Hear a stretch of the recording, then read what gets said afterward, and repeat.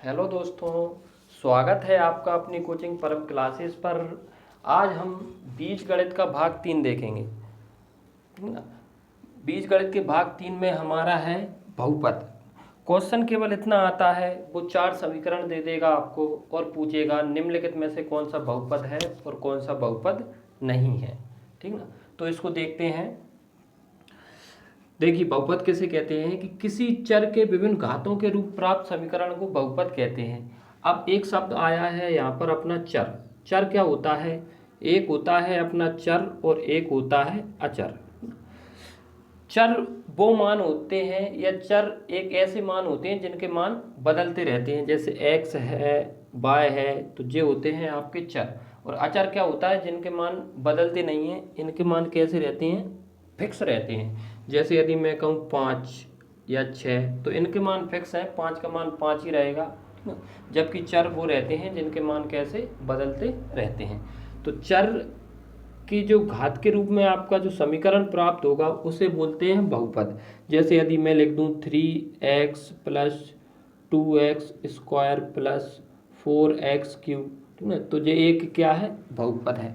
तो आपको सीधा सा पहचानना है केवल बहुपद कौन सा है और बहुपद कौन सा नहीं है। तो इसके लिए आपको याद रखना है नोट, ठीक है। ये है सबसे महत्वपूर्ण कि अपना जो बहुपद होगा उसमें जो बहुपद की जो पावर होगी, बहुपद की जो पावर होगी या एक्स या वाई की जो पावर होगी, वो कभी भी ऋणात्मक नहीं होना चाहिए, भिन्नात्मक नहीं होना चाहिए। और जो एक्स या वाई या जो चर है वो कभी भी रूट में नहीं होना चाहिए। यदि मैंने कुछ इस प्रकार से लिख दिया आपका कि root of x plus 2 plus 3x, तो ये एक बहुपद अपना नहीं होगा। क्यों नहीं होगा? क्योंकि इसमें जो रूट है वो किस में है, आप सॉरी जो एक्स है वो किस में है? रूट में।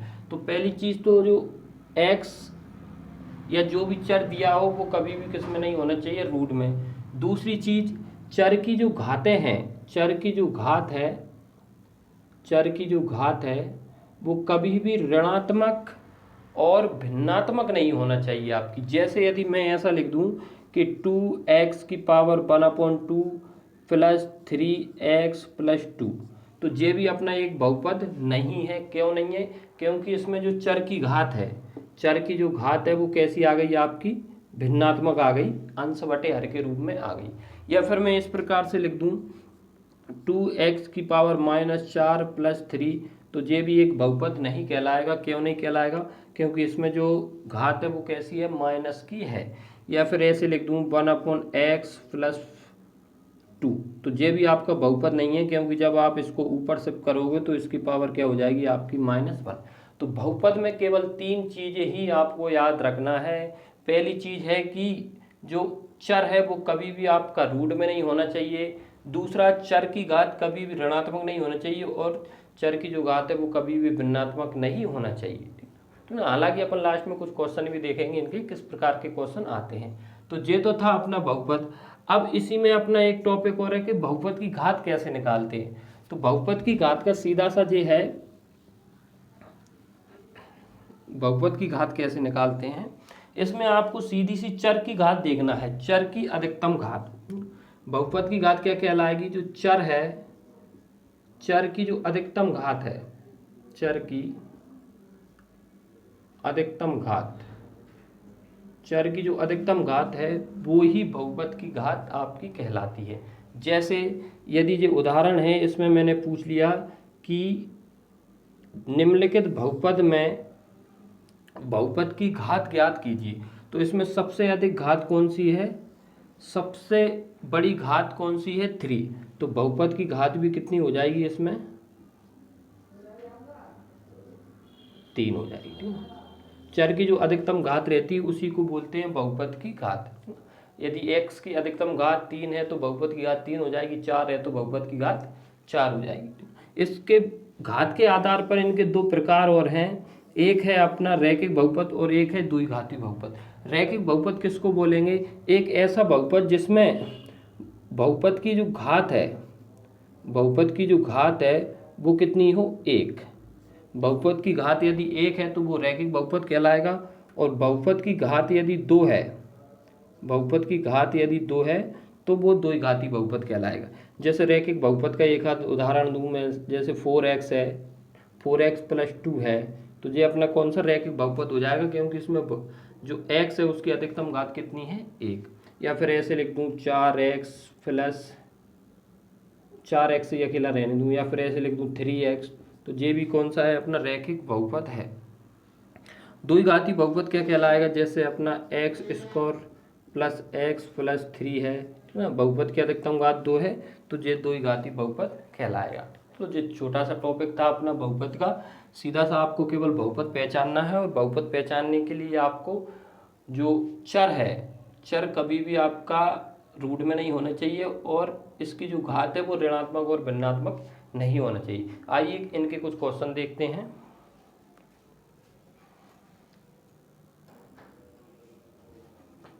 देखिए, निम्नलिखित में से कौन सा बहुपद है आपको बताना है। 4 क्वेश्चन है आपके। पहला क्वेश्चन है, इसमें आपको बताना है कौन सा बहुपद है। तो देखिए चेक करते हैं, ये बहुपद है क्या, ये बहुपद नहीं होगा। क्यों नहीं होगा, क्योंकि जब आप x को ऊपर ले जाओगे तो ये x की पावर -1 हो जाएगी, और मैंने आपको बताया है कि बहुपद की घात जो है वो कभी भी ऋणात्मक नहीं हो सकती। ये x रूट में है, बहुपद की घात में जो x है या जो चर है वो कभी भी रूट में नहीं होता, तो ये भी आपकी नहीं होगा बहुपद। ये बहुपद है क्या, ये हो जाएगा अपना बहुपद। एक चीज़ याद रखना है आपको, जो चर है वो कभी रूट में नहीं होना चाहिए। 3 भले ही रूट में हो, 2 भले ही रूट में हो, आपका जो चर है वो रूट में नहीं होना चाहिए, और चर की घात भिन्नात्मक या ऋणात्मक नहीं होना चाहिए, ठीक है। तो इसमें ना तो चर रूट में है और ना ही उसकी घात भिन्नात्मक है, तो ये अपना आंसर सही हो जाएगा। बाकी ये एक्स रूट में है, इसलिए ये भी आंसर नहीं होगा, तो इसका आंसर हो जाएगा आपका सी।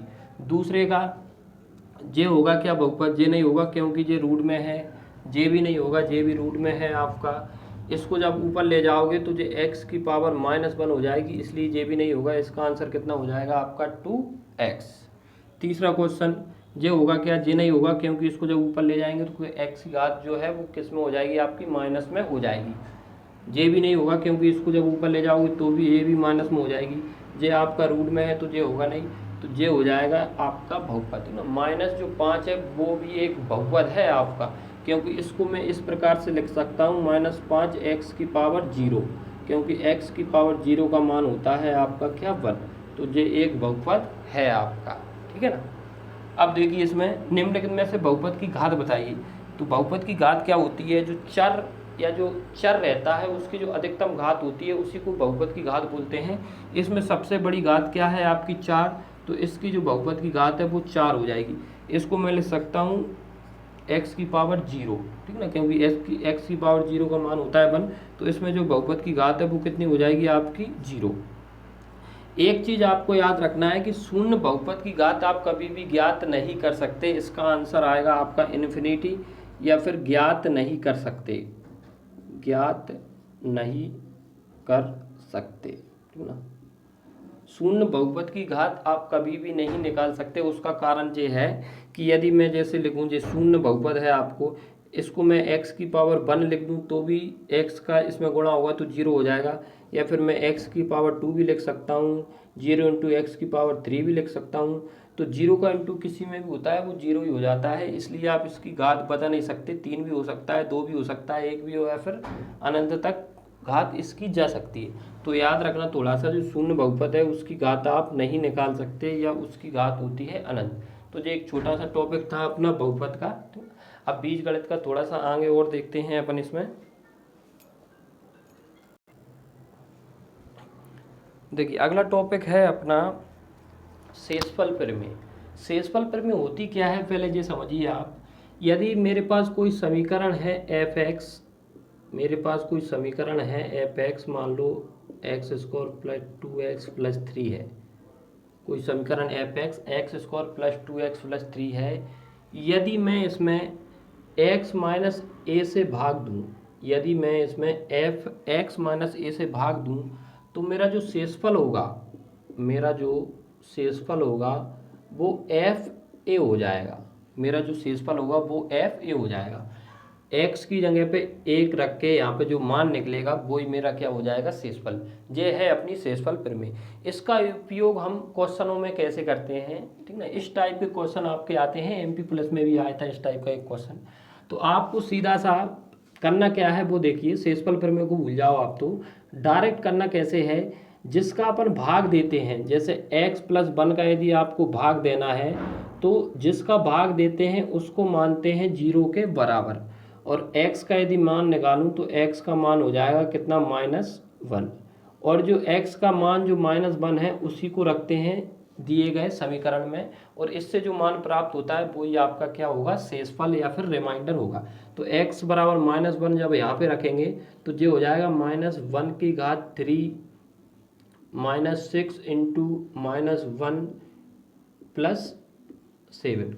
-1 का जब 3 बार गुणा करेंगे तो -1 आएगा, ये माइनस माइनस हो जाएंगे आपके प्लस और +7, तो यहाँ पे कितना बचेगा आपका 12, ठीक ना, और ये जो 12 बचा है यही अपना क्या हो जाएगा, शेषफल।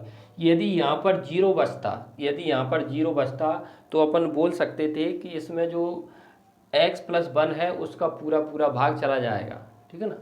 यदि इसमें आपको सेम क्वेश्चन ये है, ये समीकरण दिया हुआ है, यदि इसे x प्लस 3 से भाग दें तो शेषफल क्या आएगा, तो शेषफल निकालने के लिए सीधा सा आपको इसको 0 के बराबर मानना है, और x बराबर क्या आ जाएगा आपका -3, x बराबर कितना आ जाएगा, -3। अब x बराबर -3 यहाँ पर लगेंगे 5 तो ऐसे ही रहेगा, x की जगह पर रख दिया -3 की पावर कितना हो जाएगा 3 + 5 ऐसे ही -3 की पावर 2 6, और जो हो जाएगा -3 + 9। जहाँ पर भी आपका x था उसकी जगह पे अपन ने क्या चिपका दिया, -3। चलिए इसको सॉल्व करते हैं, जो हो जाएगा आपका -27 इंटू 5, और ये प्लस हो जाएगा क्योंकि पावर कैसी है, सम, और जो हो जाएगा आपका 3 तरफ का हो जाएंगे 9, 9 पन्ने हो जाएंगे आपके 45, ये भी माइनस माइनस प्लस, 6 18 + 9, ठीक है ना। चल इसको सॉल्व करते हैं अपन, इनको अलग जोड़ लो और इनको अलग गुणा कर दो, इसका जब गुणा करेंगे 135, और इनका ये हो जाएंगे आपके माइनस के, ये प्लस का आपका 45, या फिर इनको जोड़ देते हैं आप 40 50 60, और ये 65 72। जब इसमें से घटाएंगे 135 में से जब 72 को घटाएंगे तो कितना बचेगा आपका, यहाँ पे बचेगा 3 और यहाँ पे बचेगा 6, और ये किसका, माइनस, तो इसका आंसर हो जाएगा -63। सेम अगला क्वेश्चन है आपको, इसमें भी सीधा क्या करना है आपको, इसके बराबर रखना है आपको 0 को, 1 को उधर ले जाएंगे तो ये हो जाएगा आपका माइनस, और x को जब अकेला करेंगे तो ये हो जाएगा -1/2, तो x की जगह पर रखना है -1/2, यहाँ पे रखते हैं अपन, जैसे यहाँ पे रखोगे 2 ऐसे ही हो जाएगा, ये हो जाएगा -1/2 की पावर हो जाएगी कितनी, 3 + 5 ऐसे ही -1/2 की पावर 2 -4 इंटू -1/2 और -6, ठीक ना। इसमें कोष्टक लगा लिए, इसको जब सॉल्व करते हैं, ऊपर कर देता हूँ मैं यहाँ पे, ठीक है, यहाँ पे करते हैं इसको सॉल्व। देखिए 3 बार गुणा होगा तो ऊपर तो -2 हो जाएगा, और नीचे हो जाएगा कितना अपना 8, और ये हो जाएंगे अपने +5/4 माइनस माइनस प्लस, ये हो जाएगा 2 से काट देते हैं इसको, 2 दूनी 4, 2 और ये माइनस का 6 ऐसे ही रहेगा। इसको सॉल्व करते हैं, इसको काट दिया अपन ने कितनी बार, 4 बार, तो ये हो जाएगा अपना -1/4 + 5/4, और ये हो जाएंगे माइनस के कितने, 4, इनका एलसीएम आ जाएगा 4, तो ये बचेगा -1 + 5, और माइनस कितने हो जाएंगे जी, 16। इसको जब सॉल्व करोगे आप तो 17 में से जब 5 घटाओगे कितने बचेंगे 12 माइनस के 12/4 और ये हो जाएगा माइनस का 3, ठीक है। तो ये अपनी शेषफल प्रमेय थी। जब भी आपको शेषफल निकालना हो तो सीधा सा आपको करना क्या है, जिसका भाग देना है उसको जीरो में बराबर, जीरो रख के बराबर का एक्स का मान निकाल के उस समीकरण में रखते हैं, ठीक है।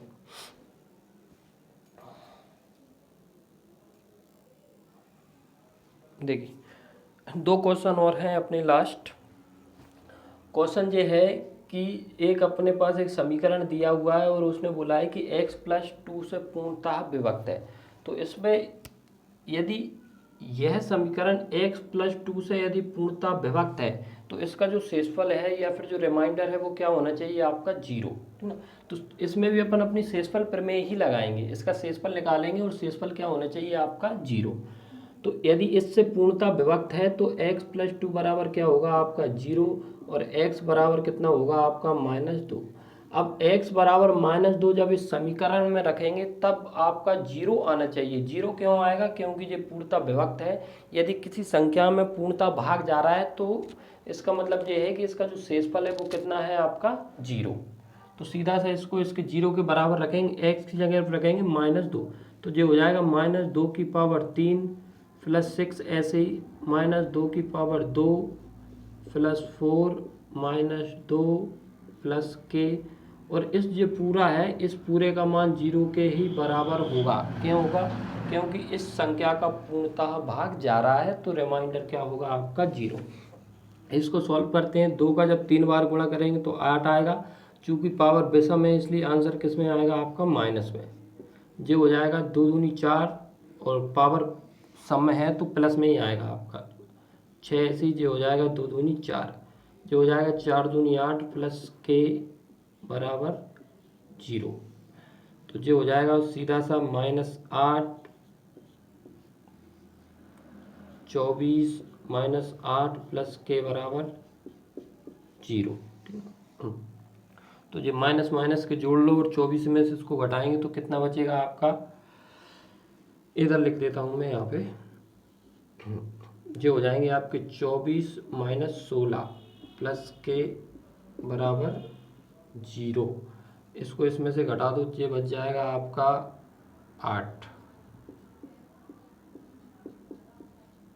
और के बराबर आ जाएगा -8, ठीक है ना। तो यही आपको निकालना था कि के का मान क्या होगा। ऐसी सेम इसमें भी अपन शेषफल प्रमेय लगाएंगे।